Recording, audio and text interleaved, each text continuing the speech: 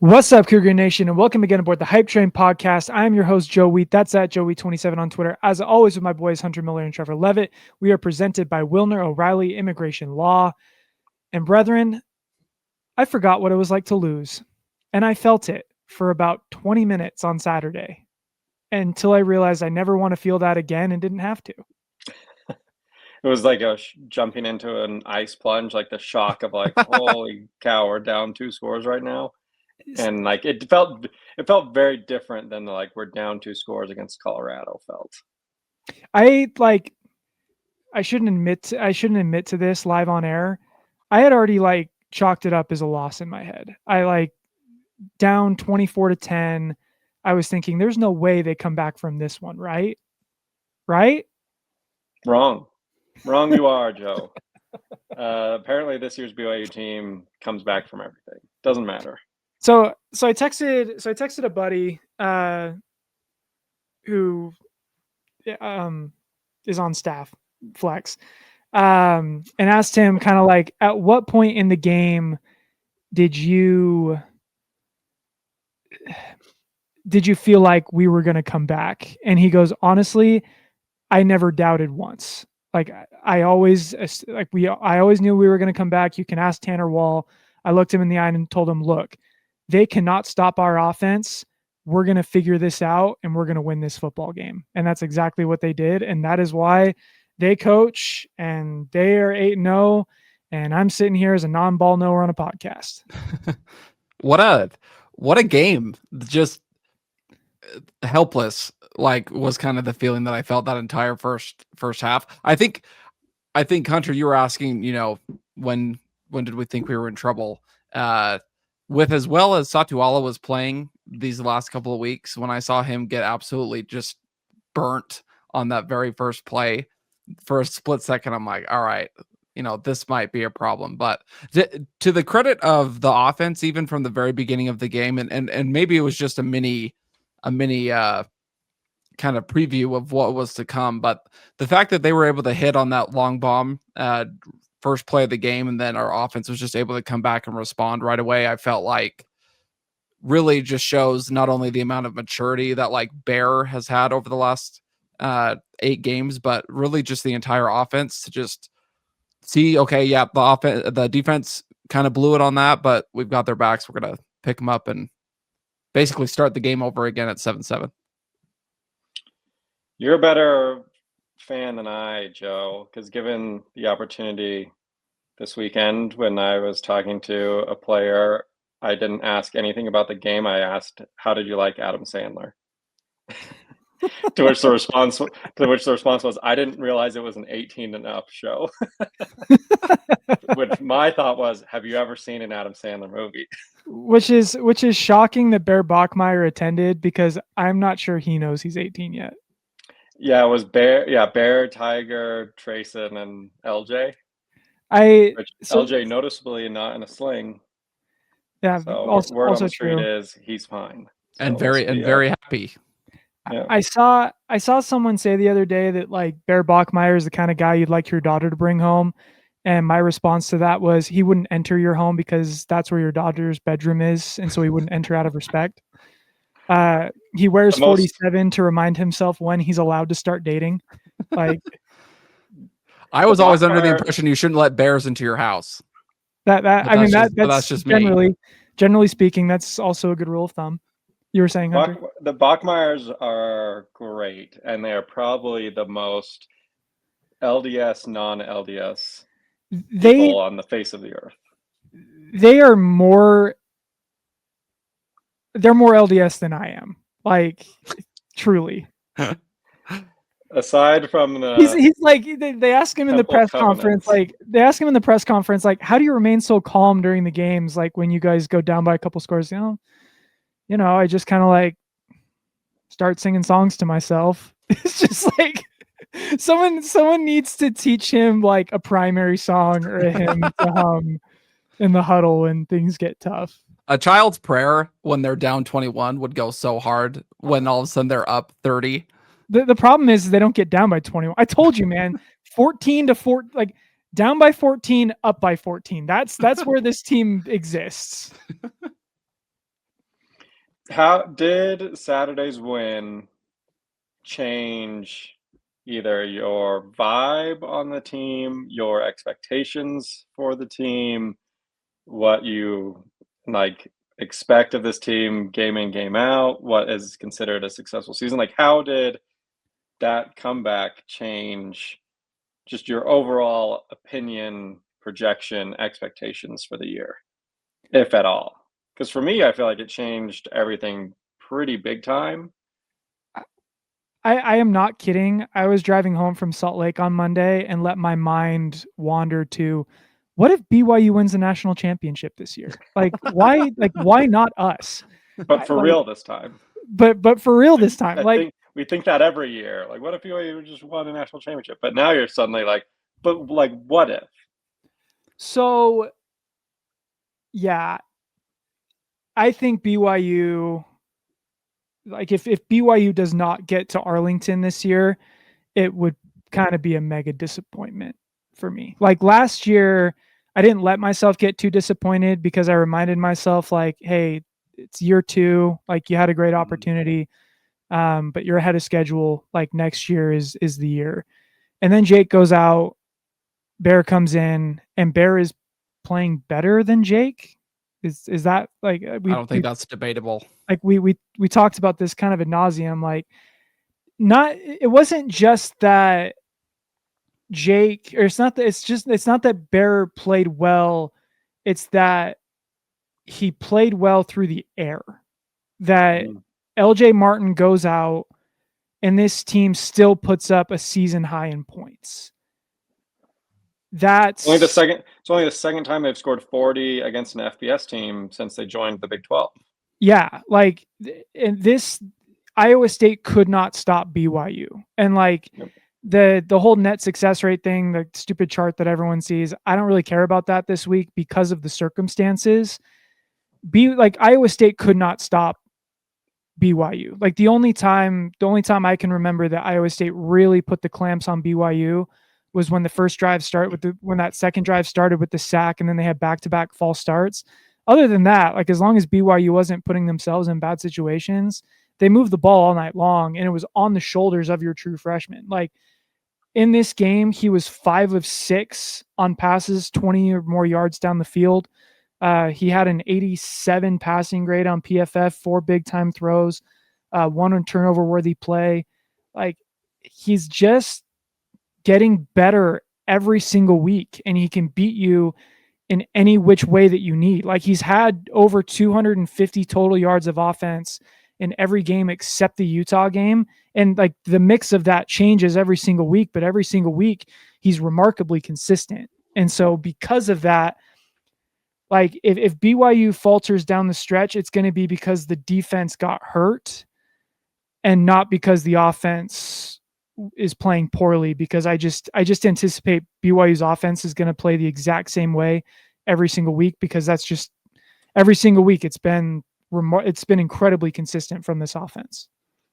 I think for me, like, I don't know if this game, the expectations changed during the game. I think that when I noticed that my expectations had shifted for how I felt about this team, like confidence wise, was when that Saturday morning they announced that Carson Hansen and Dominique Orange were both coming back, and I was almost more excited about that than anything else, just because every Saturday I look forward to this BYU team responding to the challenge. And at times I feel like maybe they make it more challenging than they need to, going down 14 3 times now, all on the road. But the fact that some of the best players for Iowa State can come in off of injury, and I, as a fan, am not concerned anymore, I think speaks a lot to just how this team has responded to every situation they've been placed in. Kalani has taught this team to embrace and just love adversity and understand that it's an opportunity to get better, and not only an opportunity to get better, but an opportunity to shine and show just how much they love the game of football. Like, that's all adversity is anymore. Like, it's not even an uphill battle for them anymore. It's just this fun little game that they get to just figure out ways to overcome. And that culture leads to it's been infectious. I mean, I'm sure I'm not the only fan that's felt this, but like, players come back for teams that are healthy, or we're playing Texas Tech at 10 a.m. in Lubbock, and I'm not phased by it anymore, like I would have been previously. And so I think that for me, that's when I noticed my shift was actually before kickoff even took place, was just understanding like, wow, like how I view circumstances around the game have shifted to such a positive light because of the way Kalani and the boys have addressed everything up to this point in the season. The great news is they're kind of been doing this with a duct taped together offense, at least for the last few weeks. Like, it's basically been Bear makes some magic happen, and then when the magic seems to run out, just run it up the middle, QB draw, Tim Tebow-esque. And the bye week could not have come at a better time for this BYU football team.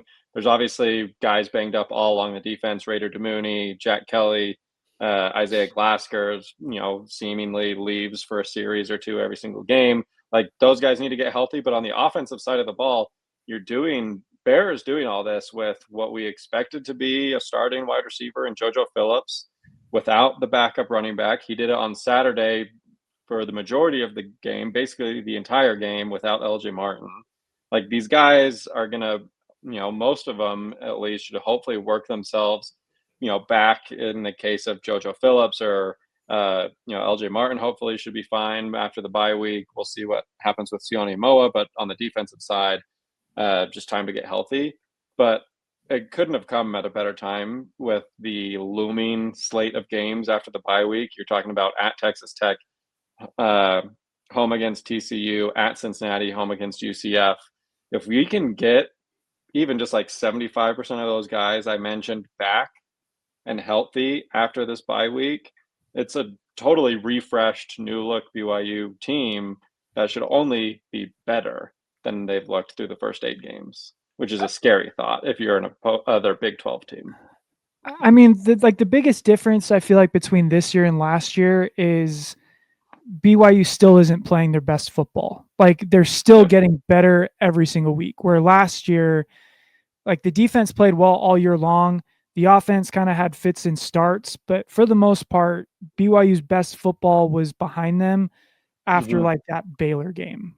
Like, they had a good game against UCF. UCF wasn't very good, but like right now, FPI would have the 2025 BYU team as a 6-point favorite against last year's BYU team.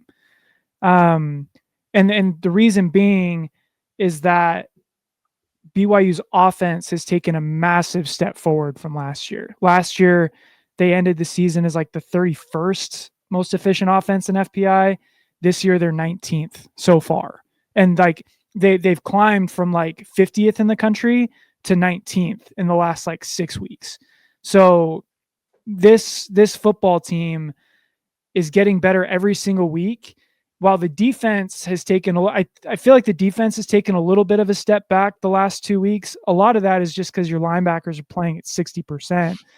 If they get healthy again and this defense starts playing like they did, the first 3 weeks of the season, my gosh, this team not only can make the playoff, I think they can make a run, because like, what's the weakness of this football team right now?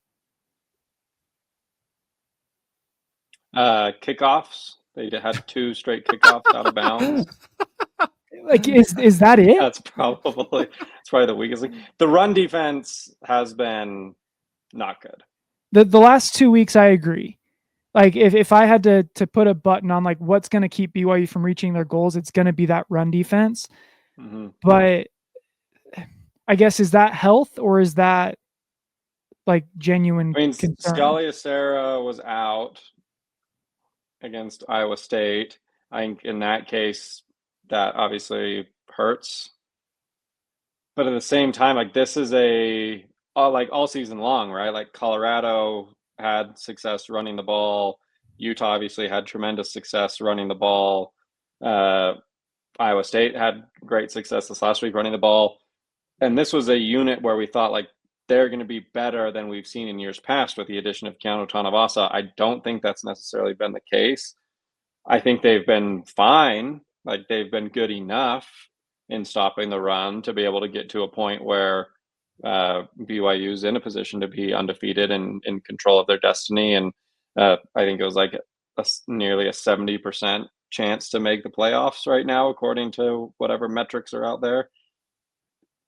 But at the same time, if you're going to point to what is the biggest weakness, I think it's got to be the run defense. It just, and especially the last few weeks, they just they struggled setting the edge. They've been getting gashed and some big chunk yardage run plays. Iowa State had that one 70-yard run to kind of at least looked like that was going to blow it open for them in the first half, but it's nitpicky because I don't think the run defense obviously isn't costing them games, but that is, I think, the one area where you think, well, if there's this place that's going to maybe cost BYU, it's probably that. So I think the numbers bear that out. Like EPA is a stat that you hear all the time. EPA basically measures, it's like a way of measuring yards per play, but it also takes into account like down and distance. So if you're 3rd and 17 and you gain 15 yards, that's 15 yards per play, but you didn't increase your chances to score because you're punting on the next play. Does that make sense? So it's just a way of, it's a way of measuring performance based on situation. BYU this year is 4th in EPA per rush, 16th in EPA per pass, 7th in EPA per pass defended, and 38th in EPA per rush defended. So to your point, Hunter, like the run defense isn't bad, but it's the only aspect of this BYU football team right now that's not like elite. Yeah, it's the one where you're come away thinking, if they're going to have to, if the opponent is in a passing situation, you're confident that Evan Johnson and Trey Alexander, right? Like Iowa State late in the game, they got into must pass downs and situations, and you're confident that BYU isn't going to give up that conversion. I don't think you necessarily can say the same thing about opponents when it's like, oh, just run situation.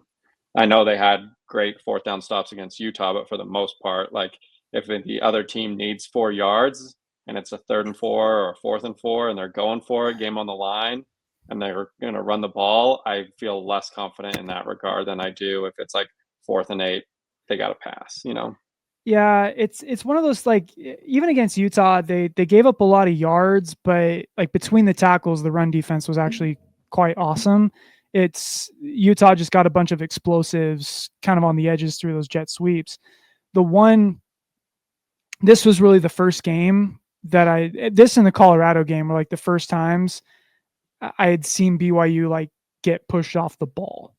Like the other offensive line is just better than our offense, like than our defensive line, which like I blame the defensive line there. I actually think this last week, a lot of the defensive struggles were on the linebackers, just getting in the wrong gaps. And just, again, playing hurt. Like you got guys out there like Max Alford who don't really get a ton of reps.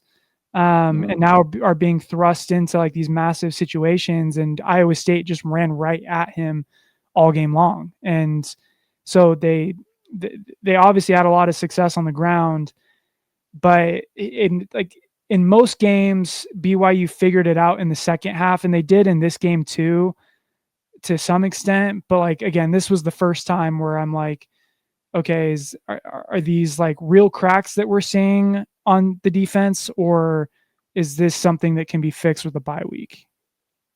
I'm leaning towards fixed, but yeah, that's because I'm the hype train conductor.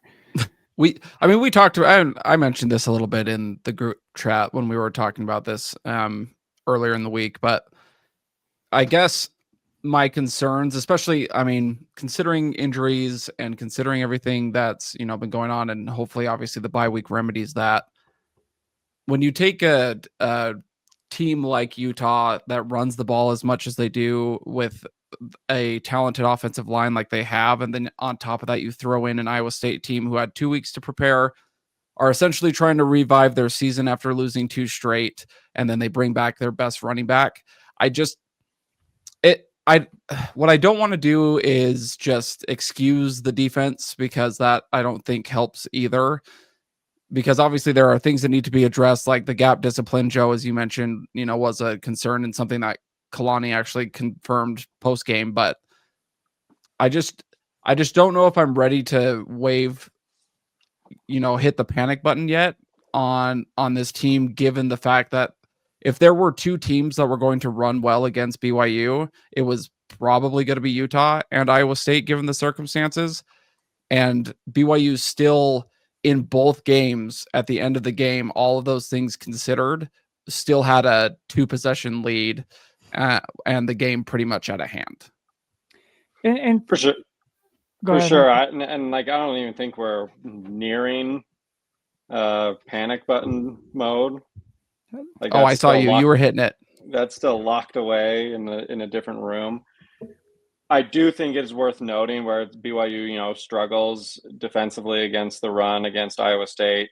I think what was the exact stats Iowa State had? It was like some over like 7 yards per carry. And if you're looking 5.4. Oh, it's sacks. Yeah, I forgot sacks get factored in there. Which that was a welcome sign, was getting after the passer. But yeah, go ahead. Oh, sorry. To your credit, though, if you just take Hansen and Sama, it was like, Hansen had 8.5. Hansen had 9.5 per carry, 150 yards, 2 touchdowns. And the one thing that I think is worth noting is, if you look at BYU's schedule, Iowa State on to the end of the season, Iowa State's like the worst of the bunch in average rushing yards per game. So you're just going to face tougher opponents. I think the Cialia Serra injury probably played a little bit of a factor. I think Jack Kelly and Isaiah Glasser's health plays a factor, obviously. So if those guys can use this bye week to get healthy and come back and get ready for a final push over the final 4 games, then we're sitting pretty. But it's just, you're going to face tougher teams, right? Like Cincinnati and Texas Tech and UCF are over 200 or at 200 yards per game rushing as a team. I think TCU is a little more on par with what Iowa State is in terms of season averages, but you're just going to face some good running games over these final few weeks. And so I think that's the one area of the team that, if you're going to look to say, I hope to see more from this unit, I think it's that defensive front 7. Yeah. And so with you on there, especially in terms of like volume of what Iowa State does, Cam Miller, our friends from PFSN, posted the grades for offensive lines in the Big 12. Utah was first, Iowa State was second. So it's encouraging that BYU's pass rush was able to get a lot better, like 7 sacks in the last 2 weeks against those offensive lines is really impressive. Getting gashed, like getting pushed like that is definitely a concern. To your point, Trevor, not ready to hit the panic button just yet. But like if it's really, we're harping on it because it's the only thing that keeping this BYU football team from being one of the 10 best power rated teams in the country. Like based on resume, they're a top 5 team, but if we want BYU to get that respect by Vegas, or like if that matters to anybody, like that's what's keeping BYU from getting to that kind of next level, is that run defense. Is what BYU doing sustainable? Like they're 3-0 in 1-score games. Is that right? Like I guess the way that they're winning. Is balling out and winning every Saturday sustainable? Yes. An emphatic yes. It's like at a certain point, BYU has been accused of being lucky. Like everything about what BYU did on Saturday was coached. like pushing the guy into the football on a punt return. That's that's coached. Falatas Atuala just making an unbelievable football play on that pick six. That's coached. No idea what Rocco Beck was doing on that interception to Latui. I don't really care. We can chalk that one up to luck. But a defensive lineman dropping back into pass coverage and picking off a pass, like that's again coaching. Yeah, so it's really when you're 19-2 in the last 2 years. Yeah, it's just like at this point it is sustainable, and the reason I think it's sustainable is like, not to keep harping on the part, but like BYU has been better in success rate this year, like down to down. What do we do versus what you do without any of that extra stuff like explosives or turnovers or whatever. BYU has just been better than their opponents in 6 out of these 8 games. And then when you factor into that, on top of that, yeah, this team generates a lot of turnovers. They've had a turnover in 27 straight games, and they don't turn the football over themselves. BYU is going to win a lot of football games that way. It's hard to, you mentioned the 19-2, which is the only teams better than that since the start of 2024 are the defending national championship Ohio State Buckeyes and the Oregon Ducks. And those two, the only reason that they're better is because they played more games being in the playoffs last year. Yeah. Like the number of losses is the same amongst those three. So it's hard to say that it's not sustainable when they've in fact been sustaining it over the course of 2 seasons. It's like the one thing is you look at and you say, well, you had the muffed punt by Utah. You blocked the guy into the punt against Iowa State. Those were momentum swinging plays that feel pretty fluky. But the problem with saying that isn't sustainable is the fact that Kelly Poppinga and the special teams unit seemingly do it every single week. So it's another one of those things where you say, well, yeah, you're not going to get bounces like that every single week. And you go back to 2024 and it's the ball bounces into Parker Kingston's hands and he returns the punt 90 yards for a touchdown against Kansas State. You have Keelan Marion returning the kickoff for a touchdown against Utah. And then you have the muffed punts, all these breaks that go BYU's way. And it's, again, you can't say it's not sustainable when you're sitting at 19-2 and you've been winning in a similar form and fashion in each of those games. It's not like 2025, they're winning games in a drastically different manner than they were in 2024. It's pretty much the same recipe, the same, for the same ingredients with a change at quarterback. And guess what? With less volatility at quarterback. Well, yeah, that's what I was about to say is like, and Bear Bachmeier is sustaining it with the fact that he's like not turning the ball over. Like at the rate that we had last year. I think it's more sustainable this year again because that you don't have that quarterback volatility. Like Jake won you some games with his late heroics, but he also lost you some games with some late game boneheadedness. Like Bear isn't throwing that interception in the red zone no. like Jake seemed to. It just feels to me that this team, there's just not a lot of holes on it.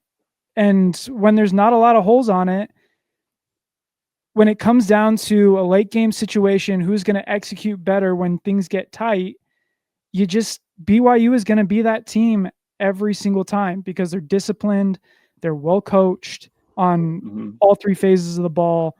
And like, they're too good to be blown out.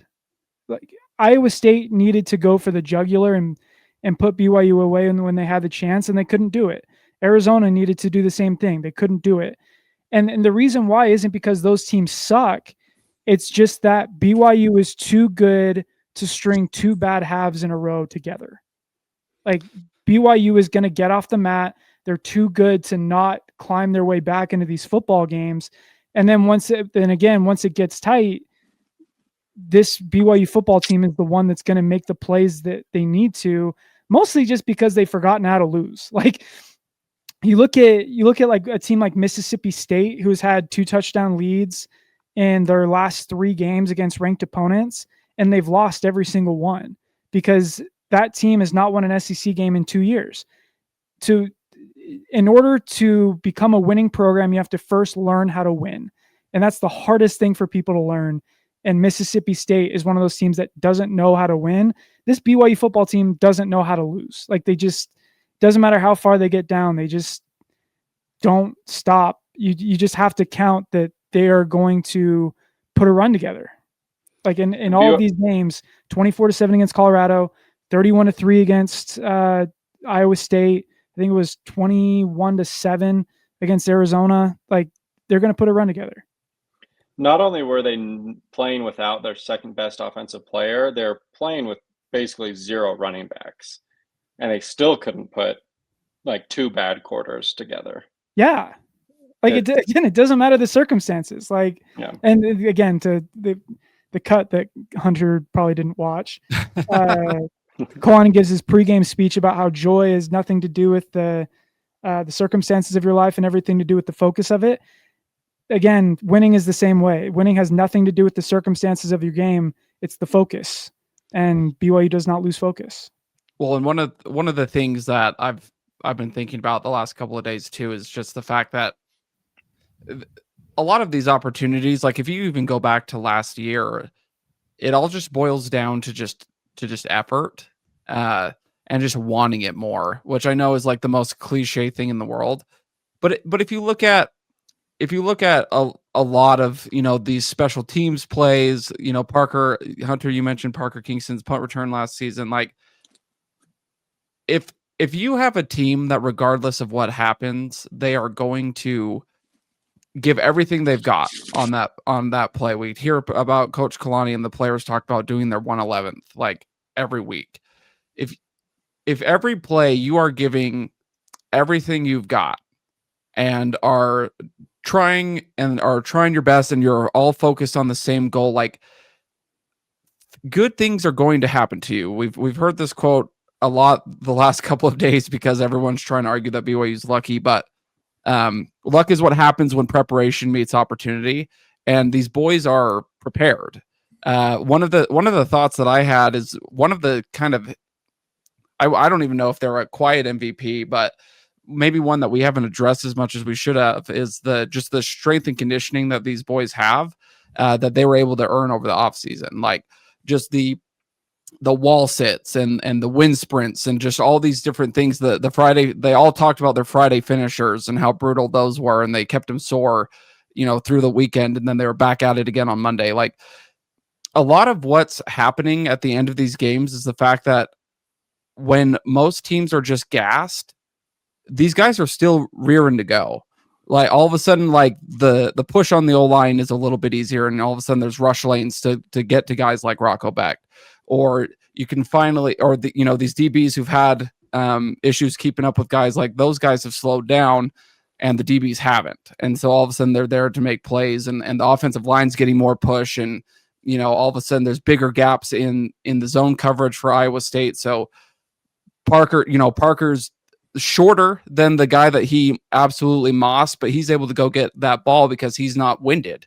And so the fact that these guys have prepared in such a way where they have the strength, they have the stamina to be able to go deep into these games, deep in, enemy territory, I think is way more a credit to the amount of work that they put in than it is like a ball seemingly bouncing their way the right way every single time. Because that's not really how chance works. Like, most of the time chance is 50-50, but if every ball is turning up BYU's, you have to start asking yourself, why is it that BYU has so much energy and has so much effort that they're able to be on that ball every single time? It's not happenstance. Those are created opportunities due to time spent, frankly, off the field getting ready for the season. There's no game this Saturday, obviously, to preview. And I am sad. But I needed the bye week. I really did. The team needed the bye week for their health. I needed a bye week for my mental health.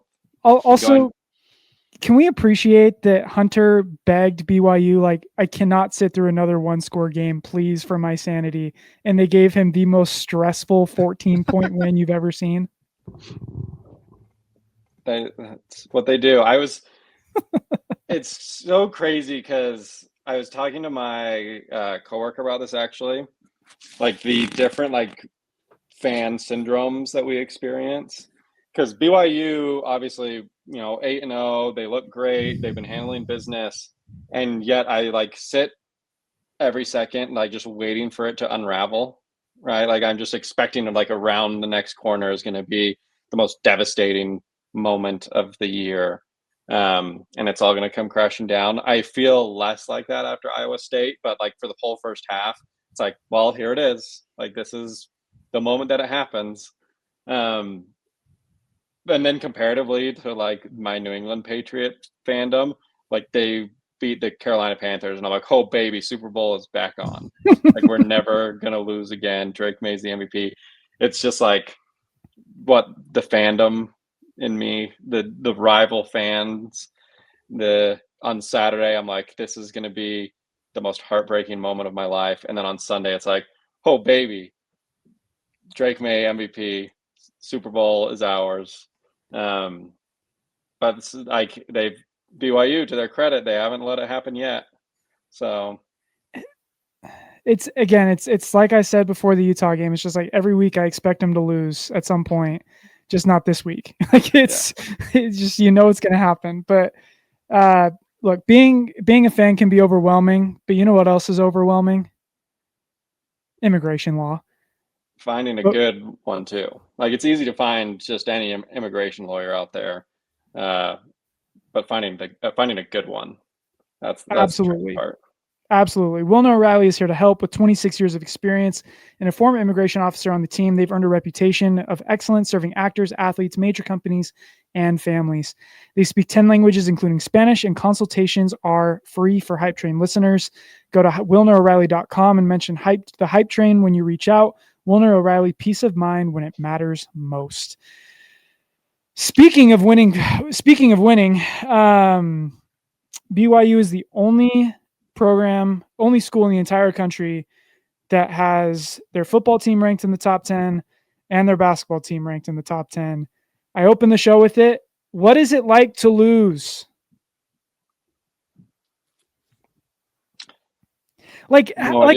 How crazy is it that we started our weekend watching BYU beat North Carolina in basketball, and that was like the second coolest thing that happened this weekend.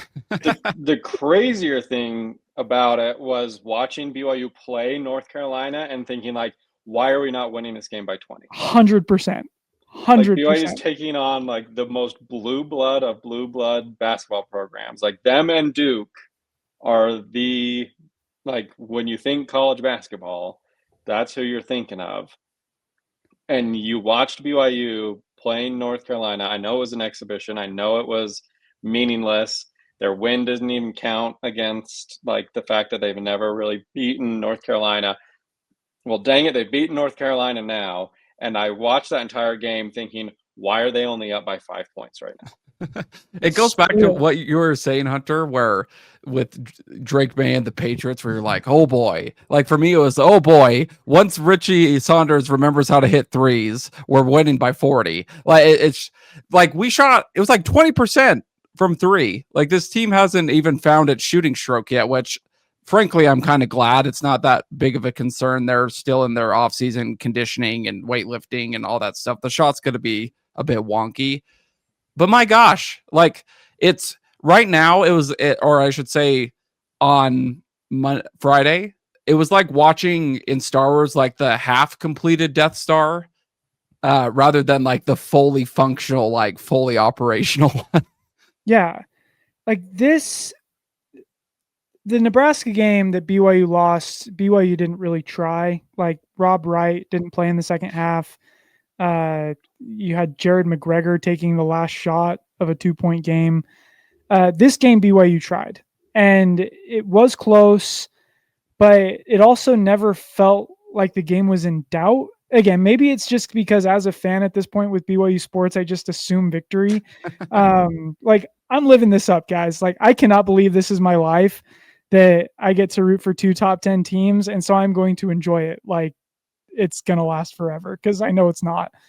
But again, like it never felt like the game was in doubt for me. You just knew North Carolina ball, 10 seconds to go, down by 2. Kebaketa is going to get that stop in the low post. And sure enough, Kebaketa gets that stop in the low post, to the point where you're like, why are you trying him? Like, you're in an exhibition and you went for the tie against him? That's that's going to go down as a loss every single time. Absolutely. That game was so fun for so many reasons. One, just the potential that's just within BYU's offense. I felt like you mentioned Kebaketa, like some of his footwork around the rim was so much more fluid than even it was like towards the end of last season.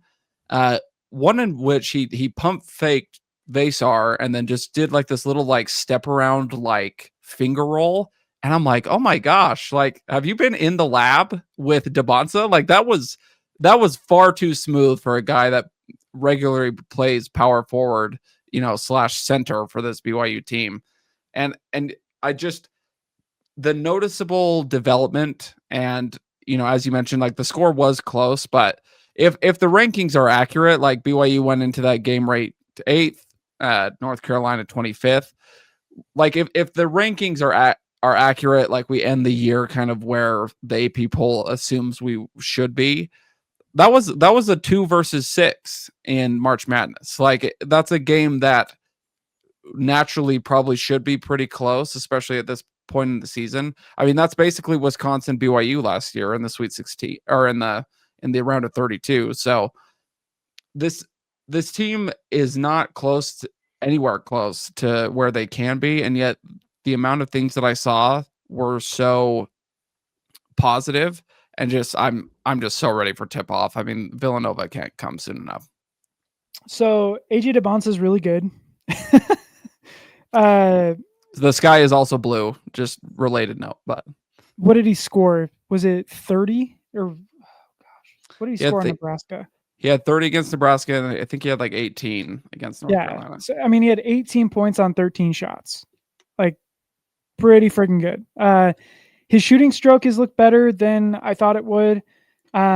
He's just a bucket getter, which is nice. Defensively, he's got the chops, man. He had 3 blocks and three steals in that game against North Carolina. But it's really just an effort thing with him. Like, when he wants to lock in, he has the potential to be one of the best defenders in the country. It's really just an effort thing, which you can't really gauge during an exhibition when he was thinking about, how do I get to this BYU Utah game tonight? Yeah. Dybantsa, I mean, as we know, like he's incredible. That I knew that he was good. We saw him do it at Baylor against BYU in Provo last season. But I couldn't help at the end to just visualize in my head at the end of that game on Friday with how quick Rob Wright was. It was almost like he was BYU's version of like a Aroldis Chapman, where just like late in the game to close it out, he just comes in and is just throwing heaters, except for the heater is literally just him driving to the basket. He is a blur out there. And the fact of the matter is he has all of these tools in his bag that help him finish at the rim.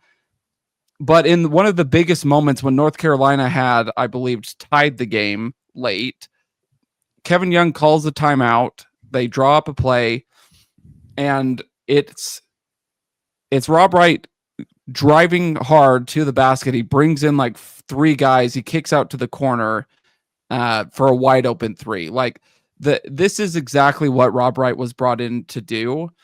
And late in games, we talked about like strength and conditioning for the football team. Like late in games for the basketball season, like if Rob Wright can be moving like that against the tired defense, he's going to be finishing at the rim a lot, but he's also going to be finding a wide open Richie Saunders, like a wide open AJ Dybantsa, like all these guys where it's like inevitably like BYU is going to naturally pull away because their guys are just better than everybody else. So besides AJ, I am like in love with Rob Wright. He is going to be electric to watch this season. His handle, he's a smaller guard. I think he's only like 6'1", 6'2", but the way he maneuvers in the paint is exceptional. Like I don't know if he has Yegor's court vision, but I think his finishing is better than Yegor's. So it'll be exciting to watch that. Really, the only thing that I feel like this BYU team has been lacking that I'm really interested to see them work out during the season is like, what is Richie's role going to be on this team? Because that's an All-American caliber player, and right now he's being just used as like a catch and shoot 3-and-D guy.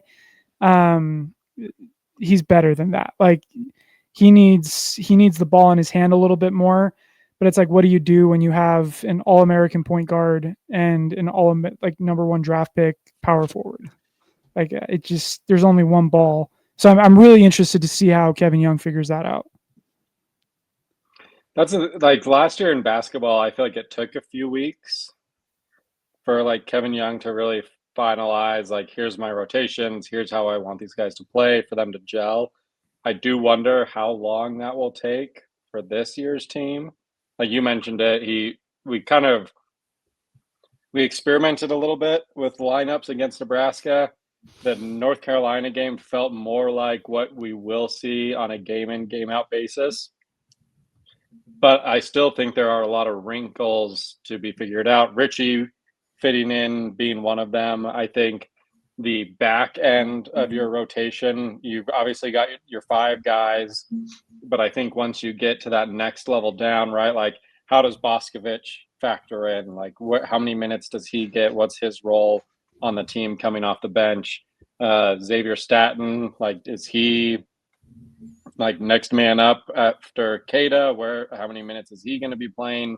What's his role? I think a lot of the questions, obviously your top guys are going to be Rob, AJ, Richie, Kaba. And then I think from that point on, Kennard Davis being probably the 5th, then the question is like, who are those next 3 guys up off the bench, right? That's, I think, where it'll be a little touch and go as you face the Villanovas and kind of get into this non-conference basketball play over the next few weeks. But I feel like last year's team was completely new. Obviously it was a new coaching staff, but on top of that, you have 2 point guards in Dallin and Yegor, who's like the real point guard, right? And from there, when that's like your first question, it's all a trickle down effect from that down the whole rest of the rotation. This year feels a little more set, but I still think there's a lot of questions to be answered in regards to rotations, minutes, and roles for this BYU basketball team. Having AJ, though, kind of answers all those, because at the end of the day, like, the question is, who's the 7th guy up off the bench? Answer: get the ball to AJ Dybantsa. Like, no matter yeah, like what is he gonna do? It's like the Flex Seal ad where like there's water coming out of the thing and you slap the tape on it. Yeah. AJ Dybantsa. AJ down there somewhere. Does Boscovich play 8 or 10 minutes tonight? And then it's just AJ Dybantsa.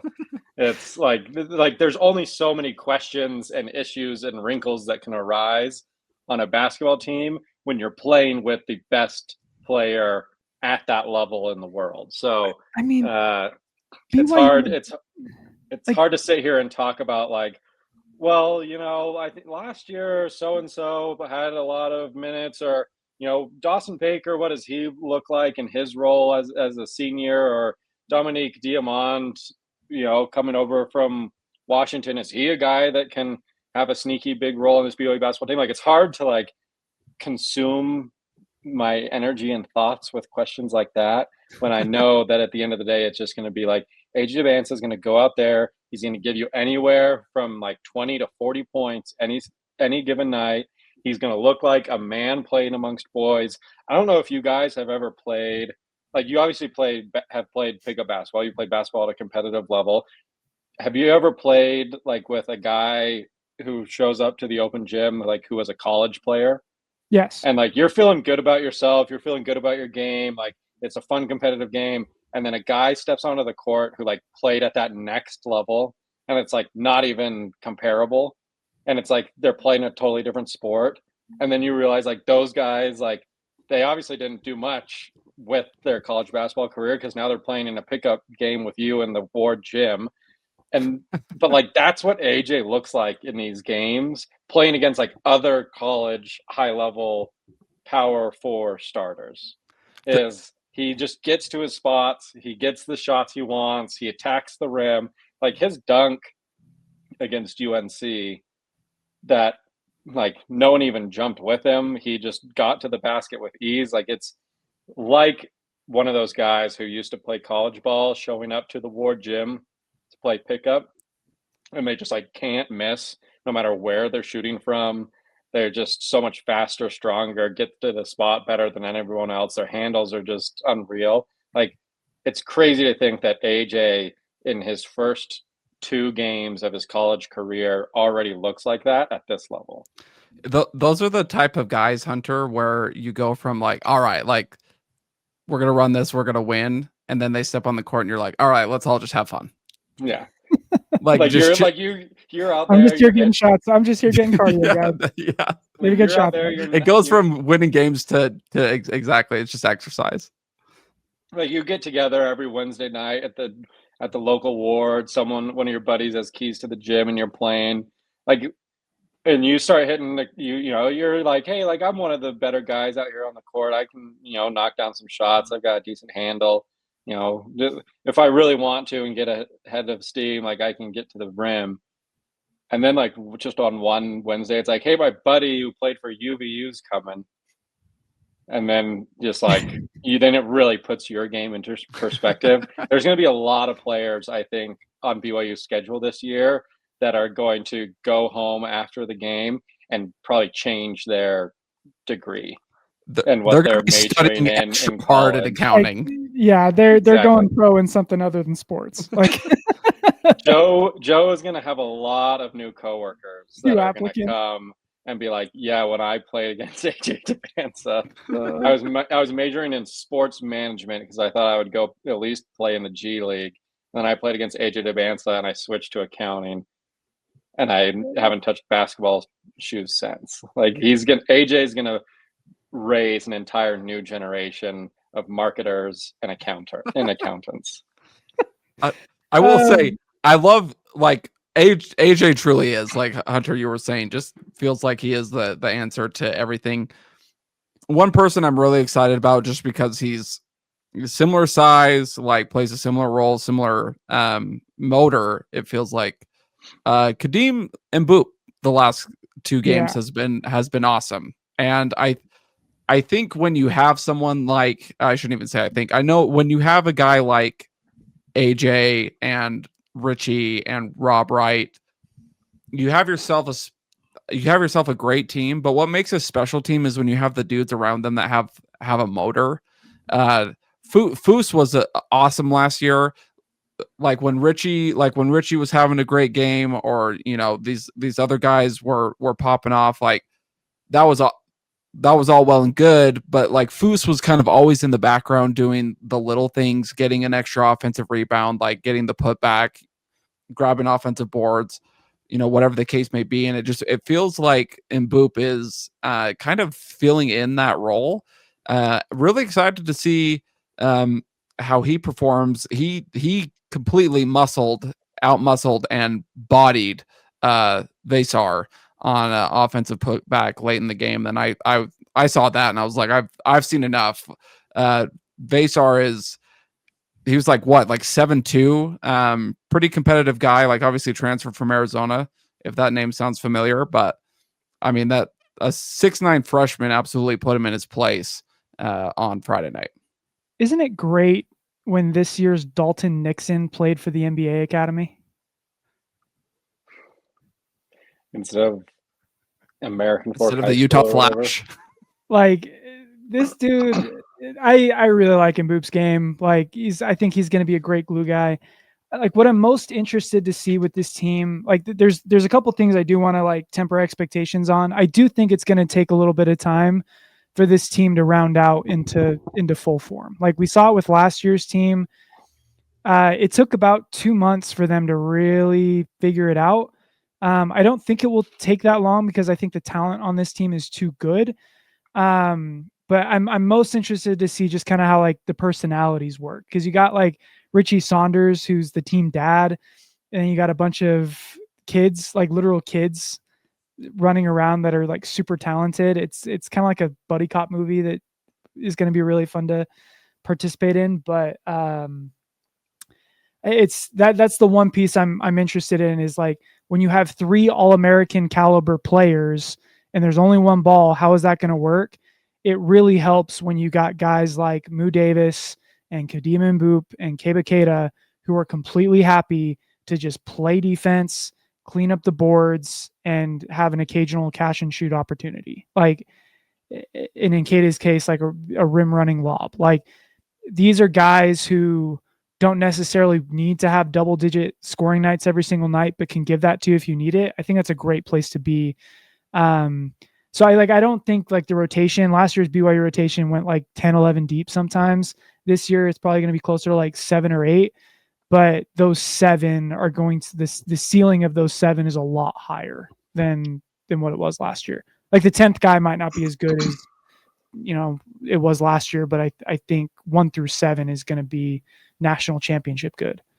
Well, this is gonna feel much more like what you would see in a traditional NBA, rotation roster. The way they play, BYU's marketing themselves as Provo, right? With the NBA scouts in attendance, you had like 28 of the 30 teams had representatives at their exhibition game at the Delta Center against UNC.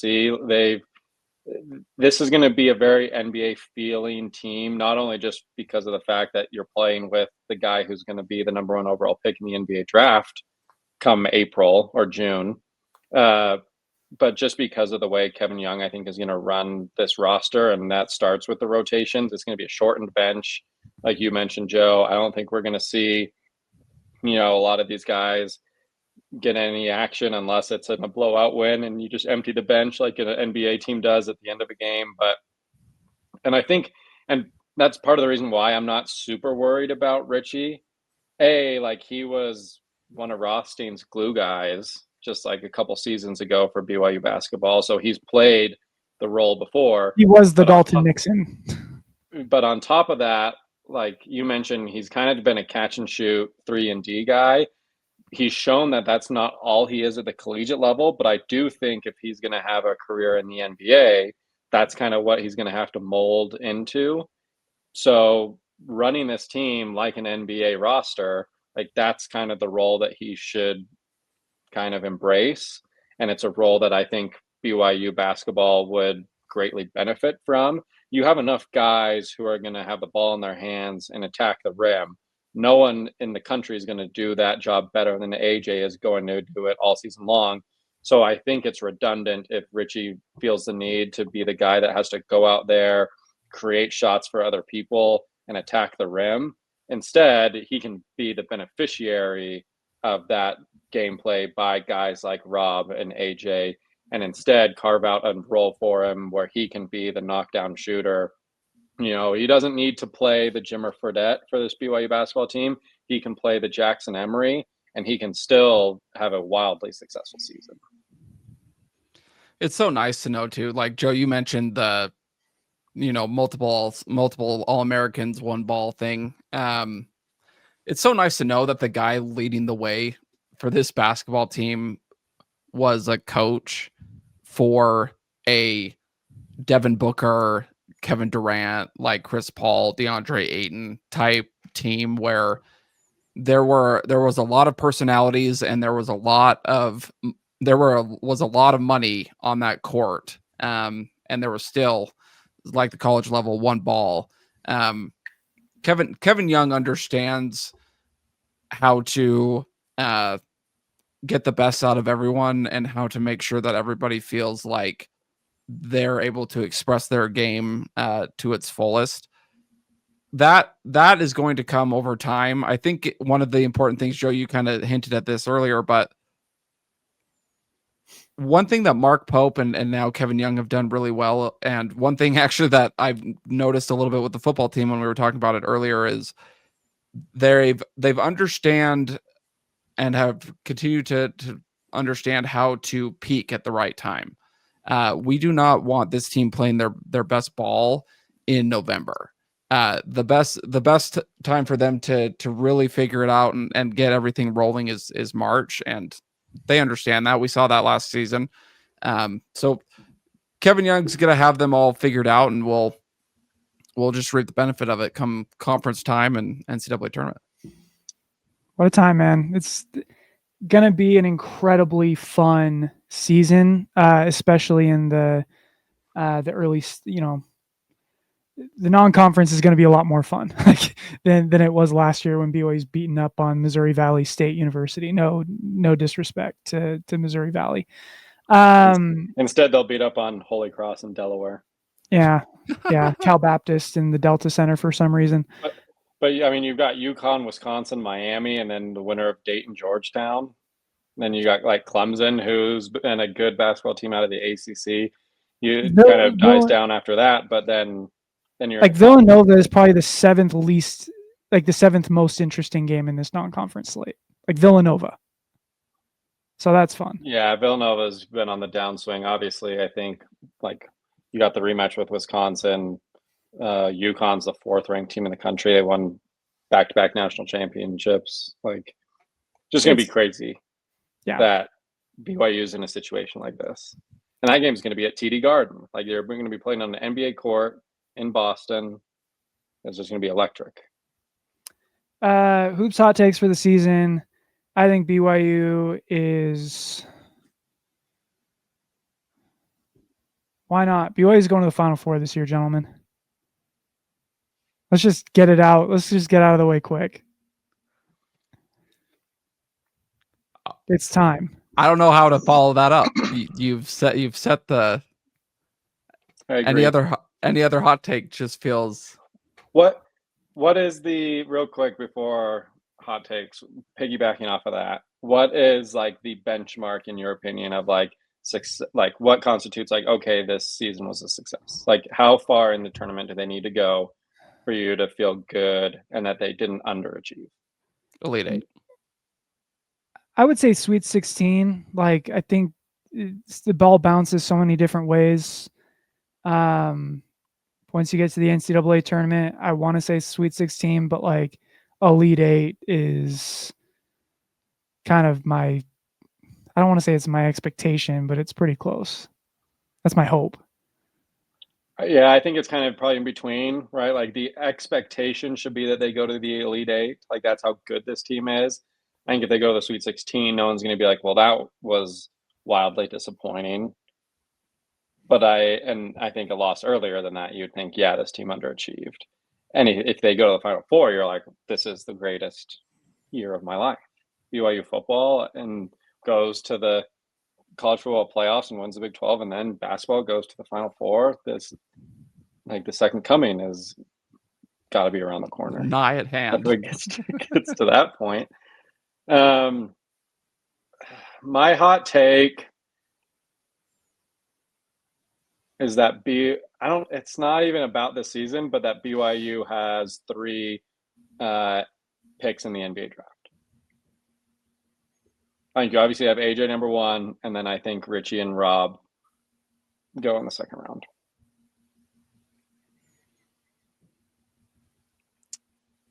I'm going to say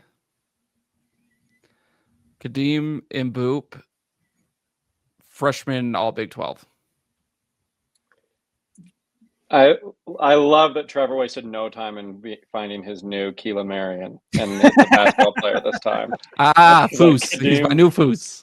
He's like, Kadeem Mboop is ride or die. I love it because everyone. Give me a top 10 list. Number 1. AJ Dybantsa, number 1. Number 2, Kadeem Mboop. Let's go. Gentlemen, it's been a fun show. Hot takes were presented by Odeon Menswear. As always, Been a great show. A lot of cool stuff happening in BYU land and in the Big 12.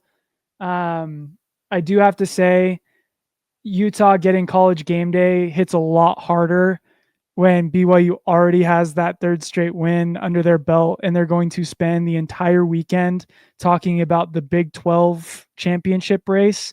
And guess who's on top of that Big 12 championship race? Those FBYU chants are going to hit so hard. Extra salty this weekend. But huge Bear guy, huge, Bear cat, all the same thing. Just big. Yeah, I fan. mean, it's gonna be a great weekend as a BYU fan, because you got BYU Hoops on Monday, but then on top of that, you don't have to stress over any games, and the result of the BYU or the Utah Cincinnati game is a win-win, because either Utah wins and it helps BYU in the Big 12 standings, gives a little separation between them and Cincinnati, or Utah loses. Like, you couldn't ask for a better result than that. So it's a win-win in that game. You don't need to hate watch, because the outcome is going to be good for BYU fans one way or another. And on top of that, you can relax and just enjoy college football and not have to think my favorite team is going to break my heart this week, because they won't. It's a given. With that said, I do need to make an apology to Kyle Whittingham, his family, to anyone I may have offended. I got way too personal last week. That's not, again, it didn't sit right with me. I didn't like what I said last week. But that being said, Bearcats by 50 this week, for sure. Whittingham is not a loser, but I want him to lose this week. Well, in your defense, Joe, that week he was he had literally lost. So I don't Webster's dictionary defines loser as one who loses, and Kyle Whittingham had lost. So this week he's not, because they beat Colorado. So you didn't say anything factually incorrect. And really, who am I to know what a loser looks like? Because BYU simply just doesn't do that anymore. There's no recent evidence for you to go back and look at and say, yes, that is a loser. Yeah, it's been too long. Cougs by $1 billion against the bye week. Let's go. What a bye week podcast. Screw you, bye week. Go Cougs.